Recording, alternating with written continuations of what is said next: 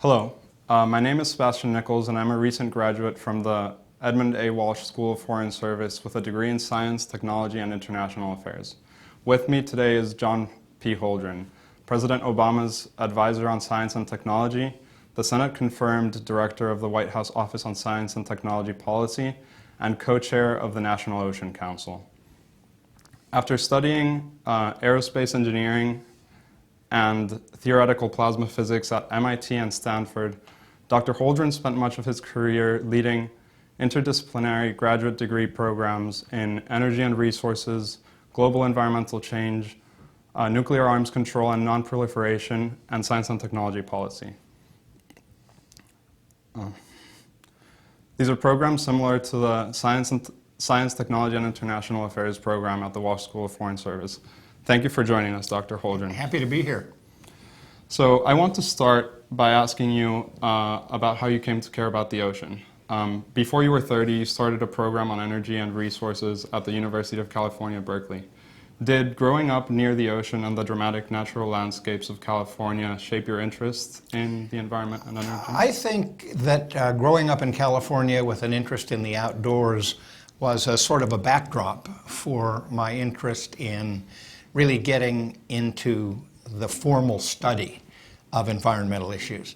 I became interested in high school in how science, technology, economics, politics, history, psychology all interact to shape the character of our challenges and need to be taken into account in formulating the solutions.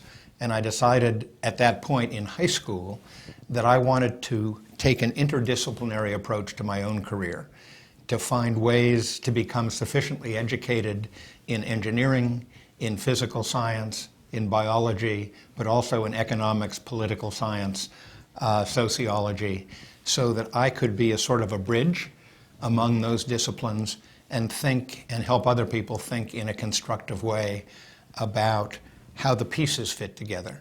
We need lots of specialists in this world. We need physicists and economists. We need biologists. We need historians and psychologists. But we also need people who think about the combination, who think about putting the pieces together and applying insights from those different domains to the big challenges we face in resources, environment, energy, climate change, sustainable prosperity. So in founding the interdisciplinary graduate degree program at Berkeley, you filled a gap that, when filled, would better prepare you and your generation to address the challenges that you faced then. There are different challenges facing us now, but they're just as pressing. For example, the marine environmental crisis. So what would you say now to young people who see gaps in ocean policy or education and perhaps feel that they alone cannot make a difference? Well, first of all, I think history demonstrates that people do make a difference. Individual human beings have had enormous impacts on the course of history, on the formation of policy, on social revolutions of all kinds. Individuals, Rachel Carson, Sylvia Earle, Jacques Cousteau, have certainly had enormous influence in shaping understanding of the oceans, of the challenges we face around the oceans, of the challenges we face around environment more broadly. I would just encourage all young people to believe that they can make a difference. And I would encourage them as well to recognize that they can make a difference from many different kinds of perches. That is, from perches in academia, from perches in industry, from perches in government, from perches in non-governmental organizations. Not everybody has to go about this the same way. And in fact, it is a benefit to have folks who are focused on these big, complex challenges in all the different sectors of society. In journalism, in the armed forces. You know, we're just in the process of developing a very comprehensive policy about the national security implications of climate change. These issues pervade society. They cut across all the sectors. So no matter the particular career path that someone takes, there are opportunities to make a difference in relation to these big challenges. Right. Throughout the summit today, we heard about the importance of ocean governance, monitoring technology, and law enforcement mechanisms. The ocean is largely unexplored. Much of it is very vast and beyond the reach of the technology we have today to monitor it, and much of it lies in areas beyond national jurisdiction. Can you speak about the necessity to foster international partnerships to get to better ocean governance? Sure. I'll start by noting that I think it's Sylvia Earle who has said that we know more about the surface of the moon than the depths of the ocean, and that's certainly true. And it's also true that the challenges of the ocean are fundamentally international in character. We all live on the shores of one global ocean. There is only one. And the solutions are obviously going to have to involve international cooperation. One of my responsibilities in the White House for the president is actually to oversee and build up the science and technology cooperation the United States has with other countries. And within that cooperation, I oversee interactions at what we call the ministerial level. That is, I interact with the science ministers of Brazil, China, India, Russia, Japan, South Korea. In those conversations and in those meetings, the oceans are always a factor. That is, it is on everybody's agenda today. Every country understands that we face enormous challenges around the ocean and that we must solve them together or they won't be solved at all. Great. You've mentioned that oceans come up in a lot of these meetings, and some of the threats that the ocean faces, for example, warming waters, changing ocean circulation, and ocean acidification, really come from climate change and the greenhouse gas emissions that emanate from our dependence on fossil fuels.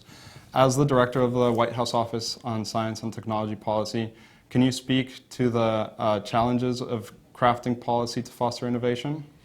Well, first of all, let me note that President Obama launched his climate action plan at this university, at Georgetown University. On the steps of Old North, right here. In June of 2013. And many of us in the administration, in my office, in the Department of Energy, in the Environmental Protection Administration, all across the administration, worked with the president to formulate that policy.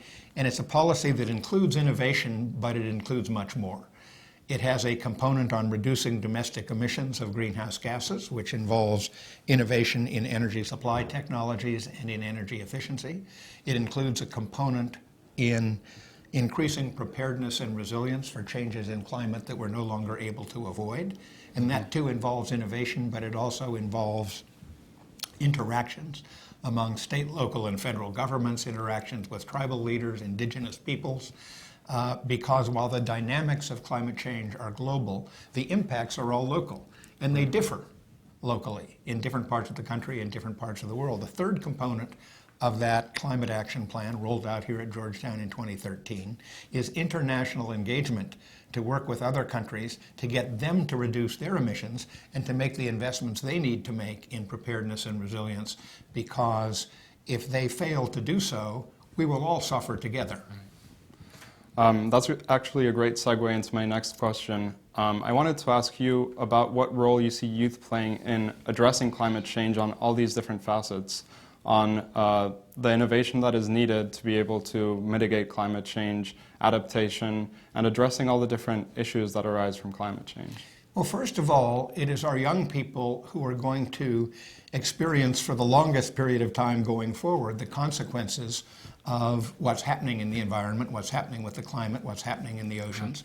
They have a large stake, therefore, in addressing these questions. What I find going around the country, meeting with students, meeting with young scientists and engineers, young economists, young political activists, is that fortunately for all of us, this younger generation understands the magnitude of these challenges, is determined to contribute to their solution. I see so much energy, so much intelligence, so much passion, so much determination in our young people, that this is really what gives me hope that society will in fact manage to get its arms around and ultimately solve these challenges. Right, and a team of students here at Georgetown founded the Sustainable Oceans Alliance, which has now partnered with the State Department to have this summit specifically on youth engagement Right. for the oceans. And that illustrates precisely what I'm saying. And I was so happy to be here to talk to this summit on leadership around ocean issues, because I get re-energized every time I'm in the presence of these bright, energetic young people, that would include you. Thank you. That are the folks who are going to really get this done. Awesome. So after years of experience dealing with challenges from nuclear nonproliferation and arms control to energy technology, innovation, and climate mitigation, what advice would you give to your younger self if you could? Speak now to the millions of brilliant, driven millennials who, as you, yearn to make a difference, whether it is addressing climate change, preventing hunger or conflict, or protecting the ocean and better managing it, which would address several of these threats. Well, the first piece of advice is know that you can make a difference. Be confident that you can, that you will make a difference. Second, what goes with that is figuring out what aspect of the problem most excites you, most interests you. People who are working on what they are really interested in get more done. Right. They are the people who ultimately do make a difference. Recognize that there are many different ways in which you can contribute to these solutions. Some people are going to be specialists. They're going to be oceanographers. They're going to be marine biologists. They're going to be economists studying the economics of addressing climate change. And other people are going to be integrators, thinking about how the pieces fit together and what kinds of strategies can take advantage of all of the insights we can derive from natural science, from social science, from humanities, about how to address these complex problems. Third piece of advice I would say is remember that you really only need one job at a time. That is, you don't have to look for a field where there are thousands of jobs available. What you should do is think about what your ideal job would be, and then try to find it or create it. That's what I was fortunate enough to be able to do in being able to start an interdisciplinary program addressing these issues at UC Berkeley. You just have to believe you can do it, and you'll find out that you can. Awesome. Well, thank you for being us, Dr. Holdren. As a graduate of a program that is at the intersection of science, technology, policy, and international relations, it's a great honor to talk to you as you've worked on these issues your whole life. And as someone concerned about environmental issues, it's amazing to talk to someone who has worked under President Obama, who probably has the most significant environmental legacy of any head of state in the history of human civilization. That is a wonderful thing for you to say. I think it might actually be right. And I thank you for your own interest and engagement in these issues. I know that you are going to make a difference. I very much hope so. Thank you.